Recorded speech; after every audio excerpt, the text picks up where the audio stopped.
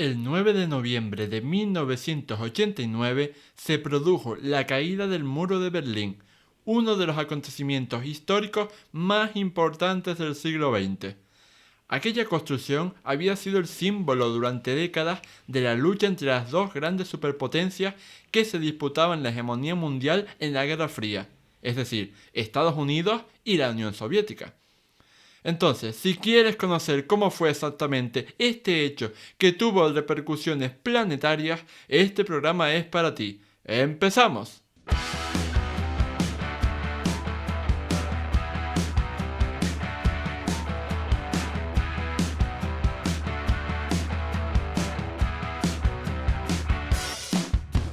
Muy buenas a todos y bienvenidos al episodio 10 del podcast Historia, el programa con el que cualquier persona puede aprender sobre historia independientemente de su formación o nivel de conocimientos previos.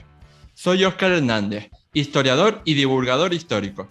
Me puedes leer en mi web Historia y puedes seguirme y contactar conmigo en mis perfiles en Facebook, Twitter e Instagram. Esta semana, concretamente el martes 9 de noviembre, se cumplía el 32 aniversario de la caída del Muro de Berlín, uno de los sucesos más importantes de nuestra historia reciente. Para hablar de este acontecimiento que marcó el destino no solo de Alemania, sino de Europa y el mundo entero, tengo el gran honor de presentar a nuestro entrevistado de hoy, Ricardo Martín de la Guardia. ¿Qué tal estás, Ricardo? Encantado de estar contigo y muchas gracias por la invitación, Óscar. De nada, la verdad es que siempre es un placer contar con eminencias en su campo como lo eres tú.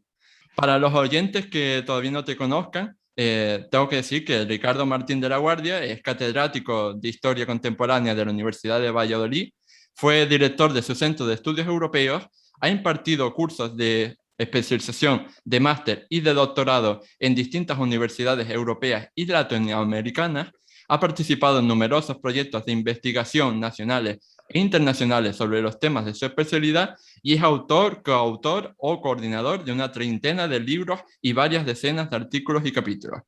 En la actualidad, además, es secretario de la Asociación de Historia Contemporánea y miembro del Consejo de Redacción de revistas especializadas como Ayer, Historia Actual, Historia y Política e Historia del Presente. Ante este excelente currículum y muchas más cosas que me dejaron en el tintero, mi pregunta primera es un poco evidente.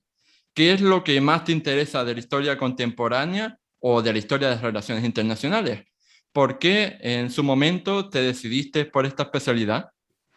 Pues sí, en efecto, ya durante la carrera de licenciatura, en la época en la que estudié, me interesé siempre por la historia contemporánea y también dentro de la historia contemporánea, por la historia más actual, a partir de las consecuencias de la Segunda Guerra Mundial y sobre todo el surgimiento y la consolidación del orden internacional de Guerra Fría, ¿no? Que precisamente es en lo que más me he especializado, ¿no?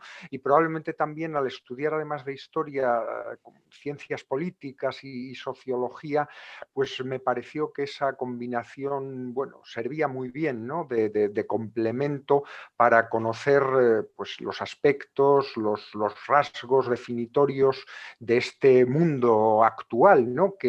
Bueno, ya es en sí una época histórica, desde el 45-48 con el inicio de la Guerra Fría hasta 1989-91 con la caída del muro y la descomposición de la Unión Soviética. O sea, fue un interés más personal siempre desde, ya te digo, desde el inicio incluso de mi carrera universitaria, el interés por la evolución de los acontecimientos y de los procesos históricos Mm, contemporáneos más cercanos. hmm.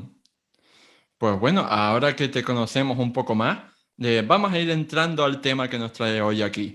Pero antes de meternos de lleno en la caída del muro y sus repercusiones mundiales, me gustaría hacerte las preguntas más básicas para todos nuestros oyentes que no las tengan del todo claras. En pocas palabras, ¿qué fue el muro de Berlín? ¿Qué función cumplía o cuánto duró de levantado? Uh -huh. Pues efectivamente, el muro de Berlín, cuya construcción data de agosto de 1961 y que va a estar, en efecto, activo y presente hasta el 9 de noviembre de 1989, como bien tú decías, hace poco ha habido hace poco se ha conmemorado la caída, supuso una división, supuso el símbolo verdaderamente de la Guerra Fría, porque era el muro, además físico, material, que separaba los dos Berlines, el Berlín que era capital de la Alemania comunista, del gobierno de Pankow, del Berlín occidental, que formaba parte de la República Federal de Alemania. Ya digo, simbolizaba esa división de Berlín, que a su vez era la división de Alemania y la división de Europa, del telón de acero. Es decir, que ese mundo de los dos bloques, del bloque liberal capitalista, por decirlo así, del bloque comunista, que configuran la Guerra Fría, tenían su símbolo máximo en el muro de Berlín, ya te digo, construido en agosto del 61, supuso esa separación, ¿no?, obligada entre los dos Berlines y entre las dos Alemanias. Mm. Y supongo que a lo largo de esos casi 30 años de historia, el muro de Berlín pasaría por varias fases o etapas, ¿no? O sea, me refiero que no se mantendría estático en su importancia o en su relevancia, sus funciones a lo largo de todo el tiempo. ¿Qué momentos Claro, concretos podemos distinguir? sí, en realidad su esencia sí que se va a mantener, lo que es la esencia, el contenido, ¿no?, último del muro, sí que se va a mantener, ¿no?, Mm, como se va a mantener la Guerra Fría, que era, claro, desde la perspectiva de quienes lo construyen, que fueron los comunistas de la Alemania Oriental, suponía, según ellos, ese escudo protector contra el fascismo que mm, representaba la República Federal de Alemania, ¿no? Pero en realidad, claro, el muro se construye precisamente para evitar esa sangría constante de mm, personas, de ciudadanos, tanto de Alemania democrática, de lo que se denominaba la Alemania democrática, que era la Alemania comunista, como de otros países de Europa mm, centro-oriental, la huida, la sangría constante que había hacia el Berlín Oeste y hacia la Alemania occidental. Claro, eso deslegitimaba mm, completamente a los que eran teóricamente, como ellos se consideraban, los paraísos de las clases trabajadoras, porque estas clases huían a la Alemania occidental, huían mm, a la Alemania capitalista, ¿verdad? Entonces, digo, esa separación va a mantenerse realmente. Y es que no va a haber a lo largo de esos años hasta que caiga, no va a haber una mitigación de lo duro que va a ser el muro. De mm, hecho, prácticamente, aunque no hay, incluso fíjate hoy todavía cifras concretas, pero se calcula que desde que se erige el muro hasta que desaparece, entre 100 y 200 personas van a morir en el mm, intento, ¿no? Aparte luego de muchos cientos y cientos que van a ser neutralizados, ¿no? Por lo cual, lo que sí que hizo el muro es que en un primer momento se va a erigir como un alambre de espinas que pronto se cambia por bloques de hormigón y cada vez más en ese espacio de nadie que queda entre el territorio del Berlín Este y del Berlín Oeste va a funcionar, en el caso del Berlín Oriental, una que se mm, denomina una Volkspolizei, una policía popular precisamente encargada del control del muro de Berlín. De ahí que te digo que desde que se construye va a ser más importante esa continuidad en el tiempo, porque no se va a mitigar que posibles cambios o posibles transformaciones. A lo largo de todo el tiempo de esas décadas que, como bien dices, se mantuvo en pie, fue la muralla de separación, ya mm, digo, simbólica y real, entre dos mundos, entre los dos bloques que diferenciaba la Guerra Fría. mm. Pues aunque nuestros oyentes no lo puedan ver ahora mismo, tengo conmigo el recomendadísimo libro que publicaste en 2019 con la editorial La Esfera de los Libros y que lleva por título precisamente La caída del muro de Berlín.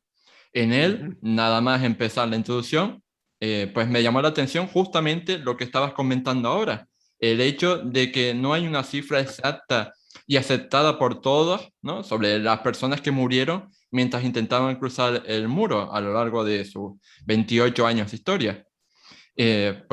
Incluso me sorprendió el hecho de que las cifras más altas, como tú decías ahora, no pasen de 200 y pico personas, porque yo, desde mi ignorancia, pensaba que serían muchas más. Entonces, ¿tú qué fuente y qué número crees que tiene mayor credibilidad a la hora de hablar, pues, de tanto de muertos como de prisioneros intentando cruzar? Claro, en efecto aquí chocamos y han chocado los investigadores y de ahí las diferentes cifras, como comentabas o como comentaba yo antes, chocaba con ese claro, oscurantismo que no solamente la República Democrática, sino que en general los sistemas comunistas tenían a la hora de dar información y más aún sobre esta información que era absolutamente secreta. Con lo cual, hasta hace poco, las cifras que se consideraban eran las que tenía clara por decirlo así, la administración de la República Federal. De hecho, hoy en día en el propio museo que hay en el Checkpoint Mm, Charlie aparecen, ¿no? reflejadas, pues, aparecen reflejados los nombres, las fotografías, al menos de aquellas personas en torno, digo, entre 150, 200 mm, que se conoce que murieron efectivamente en el muro, que fueron ejecutadas inmediatamente. ¿No? Pero claro, ellas tenemos que unir, que muchas no se conocen, los cientos y cientos de operaciones abortadas por la Policía del Este que con medios muy singulares hacían trataban o que se sirvieron de estos medios tan singulares muchos ciudadanos de la República Democrática para tratar de ir al oeste. Pero mm, esto es un problema que ha sido general, no solamente de estas cifras, sino bueno, de saber, por ejemplo, el número de refugiados, el número de exiliados, el número de ejecutados por el oscurantismo, ya digo, que traían, ¿no? mm, Que reflejaban estos sistemas políticos tan opacos. ¿No? Si me mm, permites un apunte, fíjate que cuando llega Mikhail Gorbachev a la Secretaría General del Partido Comunista de la Unión Soviética en 1985 para mm, tratar de reformar el sistema, uno de sus dos ejes de reforma, el primero era la famosa perestroika, como se conoció en Occidente, pero el otro era precisamente la glasnost, es decir, la transparencia, ¿no? Para mm, tratar de que incluso los propios ciudadanos soviéticos y de estos sistemas sovietizados en el este de Europa conocieran mejor la realidad. ¿No? Pues como te digo, en casos de bueno, de todo el sistema de defensa, de las policías, de la represión, las cifras eran ocultas. Ya te digo, es prácticamente imposible mm, acercarnos a una cifra absolutamente certera incluso en estas fechas. Y lo será en el futuro, claro. mm. Hombre, claro, si no hay esas fuentes, ¿no? Para consultarlas, pues tampoco podemos inventárnoslas. Exacto, exacto. Tenemos que ir auténticamente persona a persona, ¿no? En este caso, Mm, víctima, víctima, víctima, y muchas veces por vías intermedias para conocerlo. mm. Pues bueno, sea como sea, pues al final, después de un largo recorrido, llegó el 9 de noviembre de 1989 y cayó el muro. Pero antes quería yo preguntarte cómo fueron los antecedentes que llevaron precisamente a esa caída, porque evidentemente que el muro caiga el 9 de noviembre no es algo que surja del azar o de gente que diga, bueno, vamos a tirarlo hoy, ¿no? O sea, me refiero a que tuvo que Exacto. haber un ambiente durante meses o años, ¿no? De antecedentes que llevaran a que finalmente el 9 cayera. Entonces, ¿podrías explicarnos cómo fue esos últimos años o esos últimos meses antes de la caída? Pues en efecto tienes toda la razón. Un acontecimiento en principio tan inopinado, pero Mm, de tanta relevancia como la caída del muro no pudo ser fruto de un momento. Precisamente enlazo con lo que te decía justamente en la pregunta anterior. Gracias a la llegada a la Secretaría General del Partido Comunista de la Unión Soviética en 1985 de Mikhail Gorbachev, mm, comienzan a cambiar las cosas no solo en la Unión Soviética, sino en todo el sistema de los países sovietizados del mm, este de Europa. Una de las políticas que pone en marcha Gorbachev es la del final de la doctrina de soberanía limitada. Es decir, el permitir que estos países del este de Europa tengan una acción exterior, una política exterior y también una política interior más autónoma, ¿no? Mm, Menos vinculada, menos sometida a los designios del Kremlin, a los designios del partido soviético. Esto hace que muchos países del este comiencen las vías reformistas, haya una mayor tolerancia incluso con los disidentes, etcétera. Pero hay países como la República Democrática que no aceptaron esta vía reformista. En el mm, caso de la República Democrática, el poder estaba muy centralizado en una auténtica gerontocracia que piensa que la perestroika va a cambiar, por supuesto, su modo de vida y que puede variar la esencia del sistema comunista. Por eso, curiosamente, frente a otros países más reformistas como Hungría o como Polonia, en la República Democrática, en el año 87, 88, la represión se acentúa mm, incluso más. Pero, claro, ya los cambios, esos cambios que se están produciendo en otros países, llegan también a una población como la de la República Democrática de Alemania, que a pesar de la represión comienza a organizarse en movimientos sociales, en movimientos civiles que, aunque no legalizados, pero que ya comienzan a salir a las calles. Fue muy importante, sobre todo, las iglesias protestantes, mm, las primeras instituciones o organismos que a través de la lucha a favor del medio ambiente, pero que también pretendían tener una dimensión de cambio político.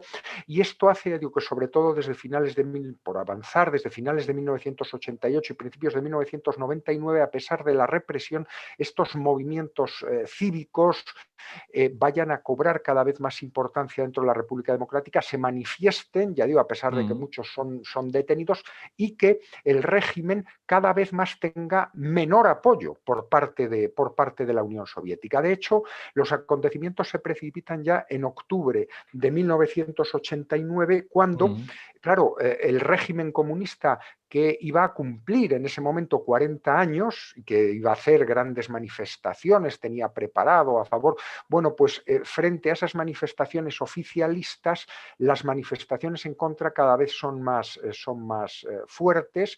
Incluso Gorbachev, aunque acude a las celebraciones oficiales por el aniversario del nacimiento de la República Democrática, pero cada vez se le muestra y se ve en las propias imágenes más distante de Erich Honecker, que era el líder comunista del mm, momento, ¿no? Cada vez, incluso cuando va Gorbachev por las calles, los manifestantes germano-orientales le piden ayuda, le lanzan consignas a su favor, le aplauden, poniendo de manifiesto que están en contra de la actuación del régimen. Bueno, mm, eso hizo que ante la crisis profunda, a mediados de octubre caiga Honecker en la Secretaría General, haya una serie de cambios dentro de la dirección del Partido Comunista, del Partido Socialista Unificado en la República Democrática, y dentro de ese momento y de esos ya prácticamente días, semanas de ebullición social, de manifestaciones, de exigencias de cambio, como se estaban produciendo, ya te digo, en mm, otros países, pues va a tener lugar ese acontecimiento que, ya digo, inesperado por la mm, rapidez, por la premura que fue la caída del muro. Pero en efecto, digo, a pesar de la represión, la República Democrática fue uno de los regímenes más represivos dentro del sistema comunista. Ya en los últimos meses esa sociedad civil salió a la calle y la presión llegó al propio partido y llegó incluso, como te digo, hasta el caso, hasta bueno, el hecho, el acontecimiento esencial mm, de la caída del muro. mm. Pues, si te parece bien, vamos a trasladarnos justo a ese día, al 9 de noviembre de 1989, porque creo que todo empezó, o sea, me refiero que la llama, ¿no? La mecha que hizo estallar la bomba de la caída fue una rueda de prensa. ¿Qué pasó en esa rueda de prensa para que se precipitaran los acontecimientos?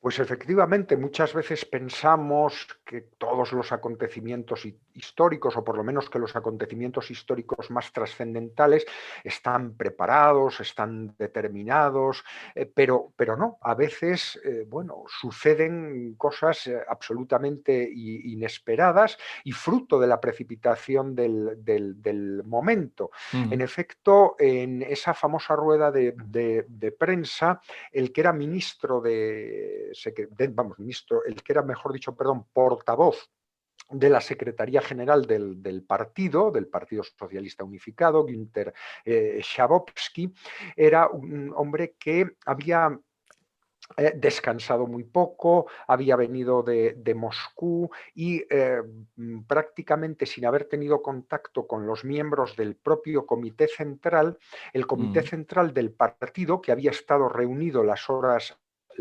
antes, entre las cuestiones que había tocado, pero entre otras muchas, era la posibilidad en un futuro de abrir la frontera, de abrir el muro, es decir, de ser mucho más permisivos a la hora de permitir la entrada y salida de ciudadanos de la República Democrática a la mm, República Federal y de Berlín. Pero no había nada concreto, nada determinado. Schabowski ve los papeles, llega a la rueda de prensa. Debemos de considerar, claro, que en aquellos momentos había un interés enorme por lo que estaba ocurriendo, no solamente en Alemania, sino en todos los países del este, porque es verdad que se estaba poniendo en mm, entredicho el orden internacional de Guerra Fría, y por tanto era una rueda de prensa muy masiva. Empiezan a preguntar cuestiones, va respondiendo como puede, y hay un periodista italiano que le dice, bueno, pero ¿y qué es qué es de lo que se habla, de la posibilidad cierta o no de pasar, de poder pasar la frontera de un lado a otro con rapidez? Entonces él ve unos papeles y dice, sí, ab sofort en alemán, sí, esto es ya de inmediato, ¿no? Como diciendo que efectivamente se podía ya a partir de esos momentos incluso traspasar sin ningún problema el muro. Este periodista lanza la noticia, se hacen eco de ella los medios de la República Federal de Alemania, otros medios europeos, y de pronto la gente que lo oye, que lo escucha en el mm, propio Berlín Este, empieza a acudir hacia los puntos de frontera, hacia los puntos fronterizos, hacia los checkpoint Charlie. Se va acumulando la población y los propios policías de frontera no saben qué hacer.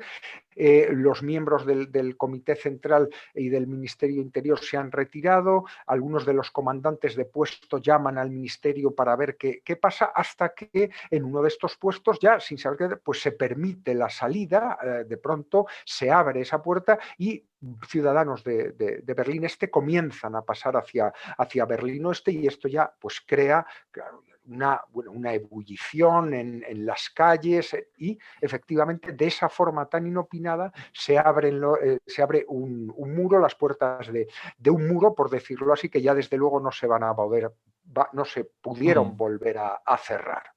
Por eso te digo que algo que no estaba previsto va a tener una relevancia tal que va a mm, acabar con un orden internacional, porque a partir de ahí, como sabemos, se precipitarán los acontecimientos con la desaparición pronta de la República Democrática, con la mm, unificación de Alemania, incluso con la desaparición de la Unión Soviética. mm. Sí, la verdad es que es increíble cómo un simple error de comunicación o la pregunta de un periodista pues puede provocar, como tú decías, ese cambio en las relaciones internacionales tan trascendental.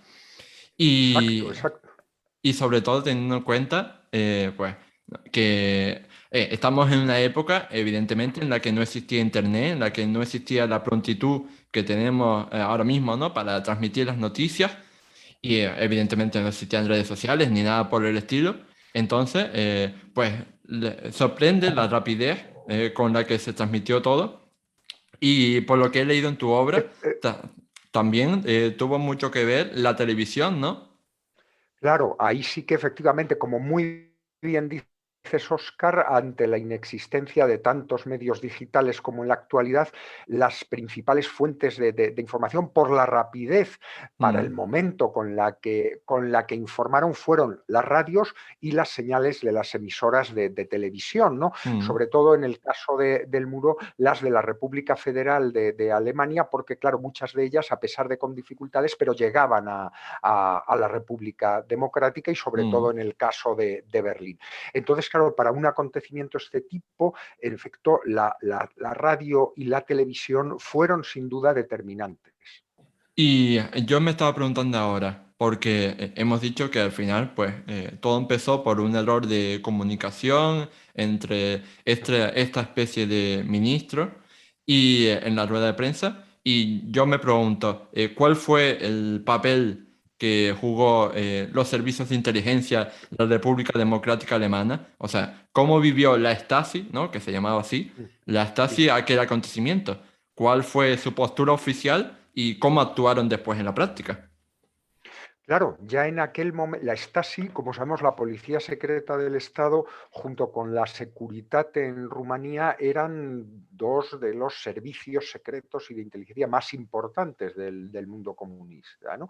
Incluso en el caso de la República Democrática, la Stasi era prácticamente un Estado dentro del Estado por la capacidad de control que teníamos de considerar que para un país relativamente pequeño prácticamente tenía en torno a 150.000, 200.000 operarios en distintos niveles y Mm, casi 1 millón de informantes, ¿no?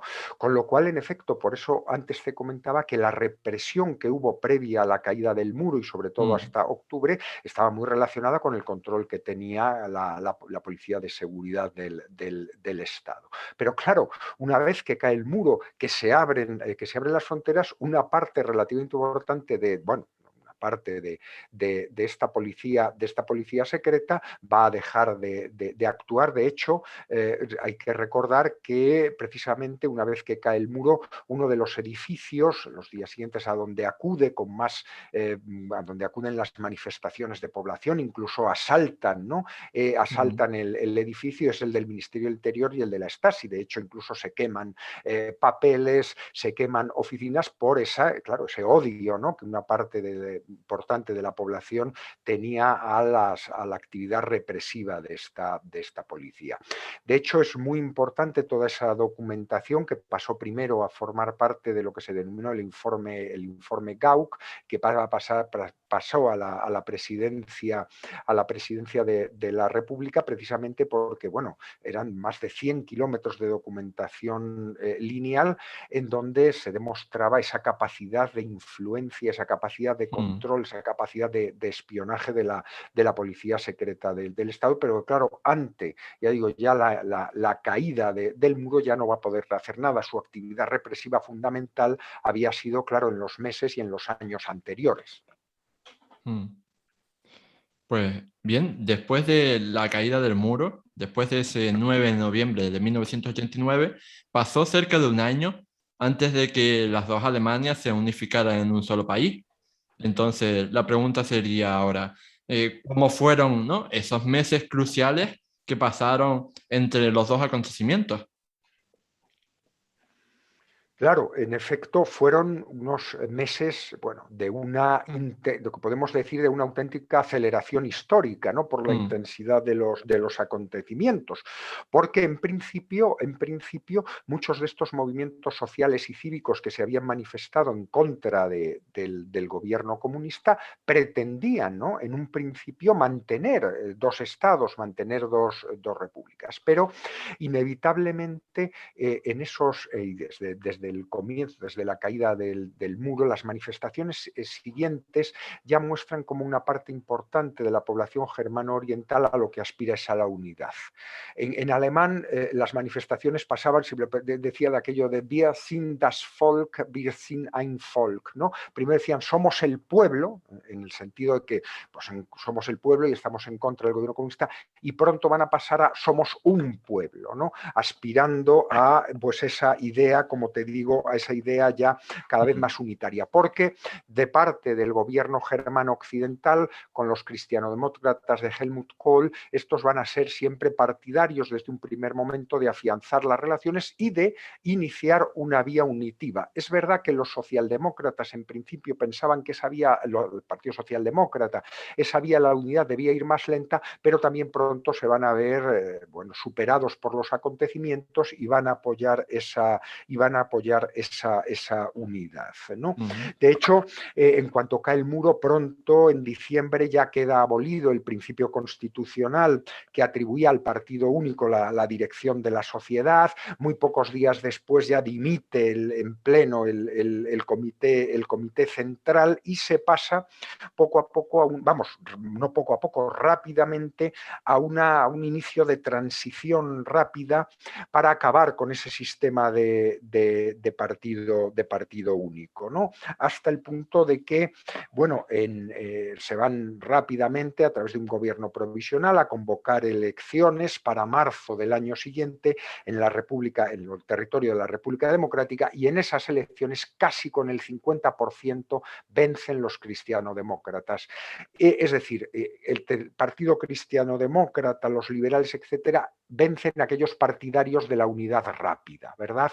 Con lo cual, en efecto, con esa legitimidad ya popular, con esa legitimidad del voto, se van a ir dando plazos hasta que en agosto se rubricó en Berlín el Tratado de Unificación. En septiembre ya va a ser proclamada la plena soberanía de Alemania, y el 3 de octubre, como sabemos, ya se proclama fiesta nacional.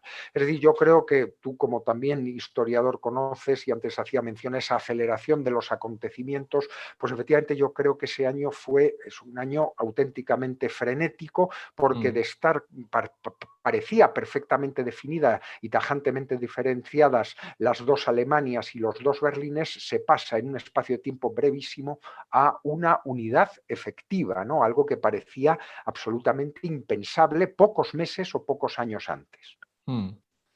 Incluso si observamos la historia de los 80, podemos ¿no?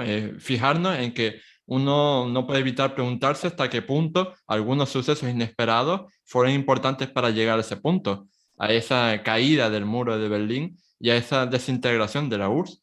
Entonces, como curiosidad personal, quería preguntarte si crees que sucesos imprevistos, como pudo ser el accidente nuclear de Chernóbil y todas sus horribles consecuencias, ¿no? Para las personas y la naturaleza, pudieron tener una incidencia directa en ese descrédito del gobierno comunista y, por tanto, en la caída del muro y en la desintegración de la URSS al final. Completamente. Has citado uno de los acontecimientos que, fíjate, mostraban que en un asunto tan absolutamente relevante para la Guerra Fría y para la confrontación Estados Unidos-Unión Soviética, como era el control de la energía nuclear, y por tanto para aspectos civiles como para militares, realmente si pensamos en el eje fundamental de las relaciones internacionales de la Guerra Fría, el eje fundamental, ese enfrentamiento entre soviéticos y norteamericanos, tenía su reflejo en la carrera armamentista y en el control nuclear. Claro, el hecho de que en la superpotencia se pudiera producir un hecho como el desastre de Chernóbil mostraba en realidad los pies de barro, la flaqueza que de la Unión Soviética en los años 80. Es decir, que en efecto continuaba teniendo una enorme potencialidad, continuaba siendo una superpotencia, pero una superpotencia con pies de barro. De hecho, lo que comentábamos, ¿no? La llegada de Gorbachov en el 85 lo que trata de alguna forma es de enmendar, de modificar ese declive que, como sabemos, al final ya no va a poder producirse, ¿no? El desastre económico de la Unión Soviética va a anegar el resto de políticas, y yo creo que has citado uno de los ejemplos más claros. El hecho de Chernóbil es también no solo material, sino muy simbólico de esos problemas estructurales que arrastraba la Unión Soviética y que van a incidir indudablemente en su decadencia, en su descomposición, como lo hizo también el muro de Berlín. A propósito de Chernóbil, una pregunta fuera del ámbito histórico. ¿Te has visto la serie de HBO sobre Sí, Chernóbil? Sí, Y qué te pareció? la verdad es que a mí me pareció en primer lugar, yo creo que un tratamiento yo creo que muy adecuado a lo que fue o a lo que por lo menos conocemos que fue Mm, aquella realidad. Aparte ya bueno, verdaderamente la adaptación, ¿no? Desde los vestuarios, mm, los materiales, fantástica, ¿no? Pero yo creo que por lo que yo, en mi caso, he podido leer, se ajusta, ¿no? Aparte, por supuesto, de otras cuestiones ya relacionadas con algo mm, más fílmico, como los sentimentalismos, el amor, etcétera, pero que se ajustó bien a los hechos. No obstante, en Rusia, claro, no fue bien recibida, incluso aunque ujú. luego no he tenido noticias de ello, pero creo que se estaba haciendo o se tenía intención de hacer otra serie sobre Chernóbil, digamos, desde esa perspectiva, en este caso rusa. Claro, porque la serie de HBO no deja precisamente bien al gobierno de la URSS. Exactamente, por un lado tibieza, por otro lado todavía ese juego entre bueno, los viejos tics del Mm, sovietismo y la presunta línea reformista que quiere llevar a cabo Gorbachev. Efectivamente no queda muy bien reflejado, ¿no? Sobre todo parte de ese gobierno, como muy bien dices. En contraposición a esto que estábamos hablando ahora, también cuando estaba investigando un poco sobre el tema para preparar este programa, vi que el 17 de marzo de 1991, si no me equivoco, se celebró el primer y único referéndum de la historia de la URSS para decidir precisamente sobre el futuro de la URSS, sobre si la URSS debía seguir existiendo o no. Y por lo que tengo Sí. entendido, más del 75% de las personas que participaron votaron a favor de mantener la URSS. Entonces, la pregunta es, ¿cuál es la historia de este referéndum y cómo se explica este resultado? Perdona, me has dicho el referéndum, el de la fecha, como hubo, 17 de marzo de discúlpame, 1991. de 1900, no, de marzo de 1991. Mm, No, pero vamos a ver, realmente ya a la altura de la primavera y poco antes del intento de golpe de Estado, en realidad, lo que había ocurrido fundamentalmente respecto al desapego de la ciudadanía, de la ciudadanía soviética, tenía que ver, por un lado, primero, fundamentalmente por la crisis económica que continuaba golpeando sobre todo a la población, bueno, más desprotegida, o a lo que podríamos entender, aunque dentro de la Unión Soviética no era tal, las clases medias. Las reformas gorbachovianas no habían servido de mucho. Eso había incitado mucho al nacimiento, vamos, al nacimiento, al resurgimiento de movimientos nacionalistas que se van extendiendo desde las Bálticas hasta Asia Central. De hecho, ya en esos momentos los movimientos a favor de la independencia de muchos de estos países era un hecho constatable en las elecciones parciales que había habido a los soviets locales en las repúblicas bálticas y en las repúblicas caucásicas. Es decir, por decirlo así, el nacionalismo iba suplantando a la idea de solidaridad internacional, ¿no? Porque muchos de estos movimientos nacionalistas criticaban, como no, al centro, es decir, al Kremlin, a mm. los propios rusos en caso, el hecho de haber llegado a donde se había llegado, ¿no? Con lo cual, ese referéndum era completamente falsario, manipulado. Ya te digo, en el caso de Letonia, en el caso de Estonia, en el caso de Lituania, de Georgia, Mm. incluso ya habían nacido en Uzbekistán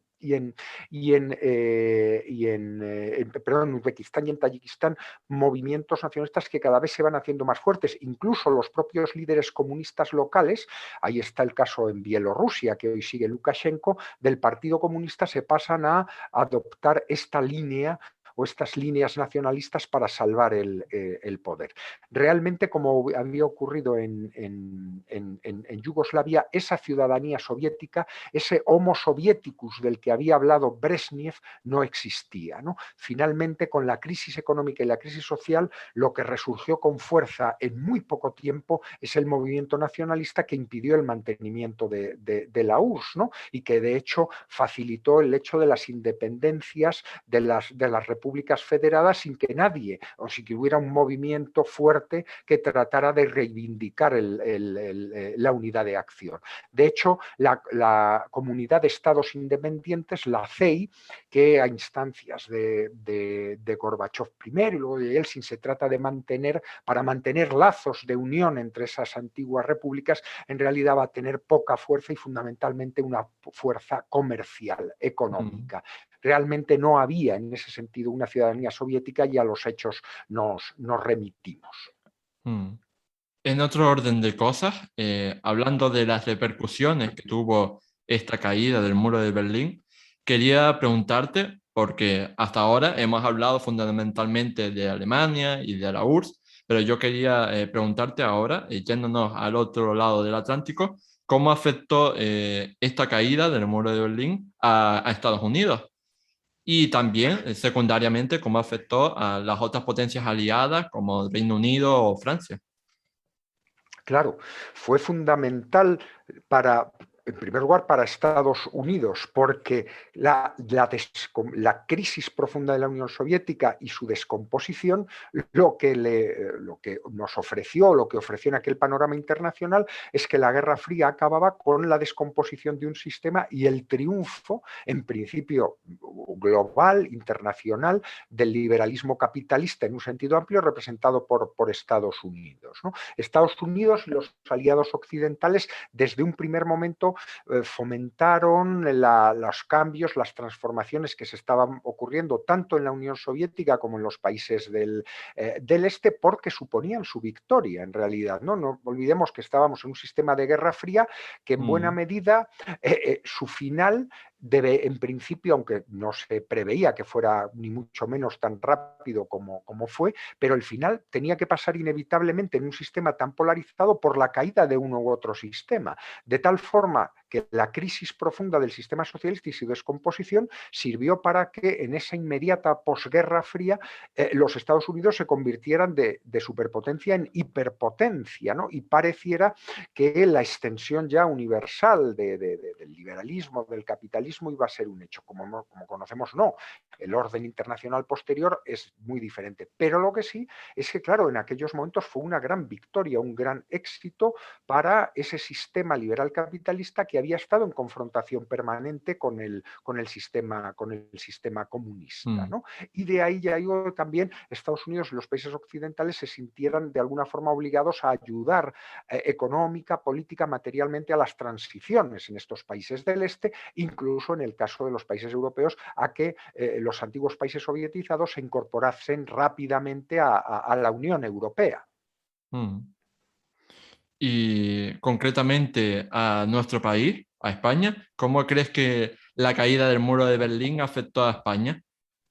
Bueno, en realidad, claro, por nuestras escasas relaciones, bueno, hasta, Mm, vamos, no escasas, pero más débiles relaciones con el mundo de la Europa mm, centro-oriental, menos. Pero es cierto que España fue, bueno, en el caso de Felipe González, de ahí también como presidente del gobierno mm, en aquellos años, bueno, fue uno de los primeros firmes defensores, por ejemplo, de la unidad, de la reunificación de Alemania, de ahí su excelente relación con Helmut Kohl y luego la ayuda que Kohl prestó al gobierno de Felipe González cuando hubo que hablar o cuando hubo que mm, también determinar dentro de las comunidades europeas y luego de la Unión Europea determinadas políticas comunes que favorecieran a España, y también España, a pesar de que continuaba siendo receptor de fondos por la situación, ¿no? Después de mm, 1975 y porque se había incorporado hacía muy poco a las comunidades europeas, pero fue un firme defensor en los consejos europeos de la ayuda a los países del este y a que estos pasaran efectivamente lo más rápidamente posible a formar parte de la Unión. Es decir, que hubo una política de Estado a este respecto muy favorable, tanto por el gobierno como por los actores sociales, de facilitar estas transiciones, ¿no? Con lo cual, digo, en ese sentido, los gobiernos españoles de la época sí que estuvieron dentro de aquellos que, insisto, con más firmeza y con mayor firmeza dieron el apoyo a las transiciones democráticas y a la anexión de estos países voluntariamente, por supuesto, como fue a la Unión Europea. Y para ir acabando ya la entrevista, quería preguntarte si ahora mismo estás inmerso en la creación de una nueva obra. Si dentro de poco, pues veremos un nuevo libro de divulgación histórica firmado por Ricardo Martín de la Guardia. Pues bueno, por supuesto sigo trabajando en estas cuestiones más relacionadas con la actualidad.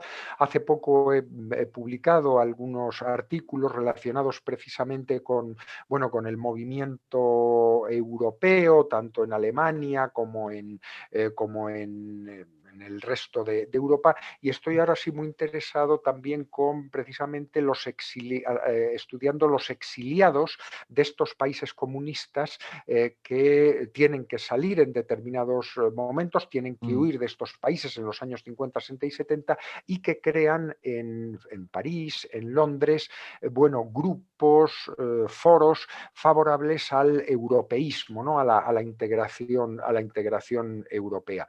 Así que bueno, seguimos efectivamente en estas lides, en estos trabajos, ¿no? Y precisamente, bueno, hace un mes ha salido un libro coordinado por mí y por otro profesor, Guillermo Pérez, en Thomson Reuters, en Aranzadi, sobre la integración europea, las relaciones de la integración europea con otros procesos de integración también americanos, siempre en esta línea de estudios europeístas, de estudios cercanos en el tiempo, valga la redundancia, a nuestro tiempo, que como antes te decía, pues son mi principal foco de interés.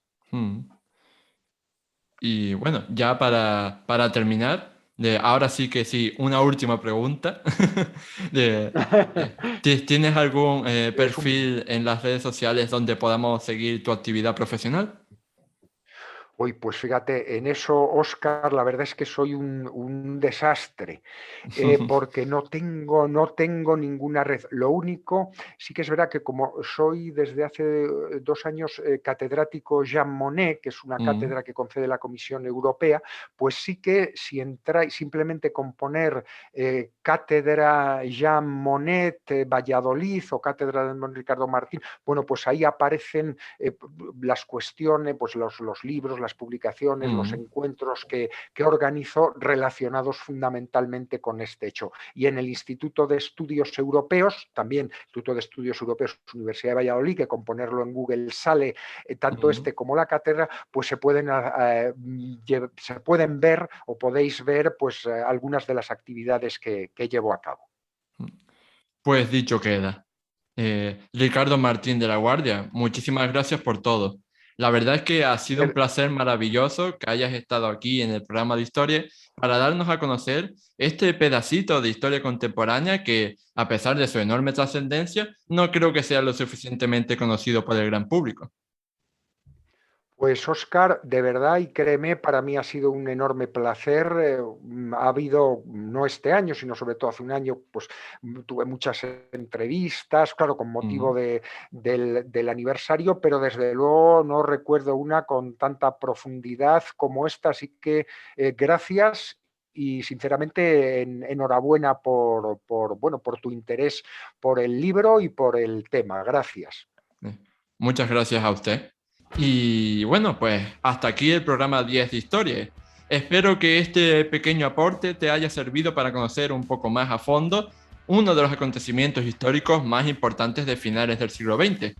Yo particularmente he aprendido muchísimo de Ricardo e invito a todos los oyentes a leer La caída del muro de Berlín, el final de la Guerra Fría y el auge del Nuevo Mundo, porque es un libro necesario para entender cómo ha sido el camino que hemos recorrido para llegar hasta la actual Europa. Dicho todo esto, no me queda más que invitarte a darle me gusta a puntuarnos con 5 estrellas si nos escuchas desde Apple Podcast, a suscribirte al programa y a compartirlo en tus redes sociales para que llegue al máximo público posible.